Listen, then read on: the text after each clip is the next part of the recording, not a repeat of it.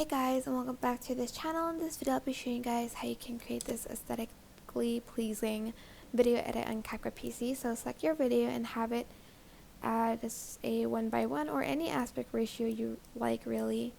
And I'm just going to go to filters and just select the one that you think looks very cool and aesthetic and stuff like that on your video. Maybe like this one. Then I'm just going to go to mask, going to select rectangle, and I'm just going to edit this like that. Then I'm going to add in some round corners to it.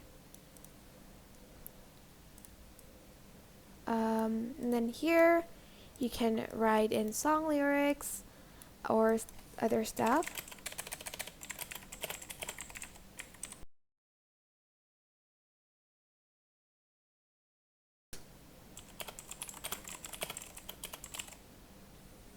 Something like that, and just add it to the video. I'm just going to slide this down a little bit. Go to font, and this is the font that you want to use. I think it's under system font, which is the Arial Idyllic one. I don't know how to say it, but that is it really. You can add in other effects and filters if you want to, and you can add in more quotes and stuff like that.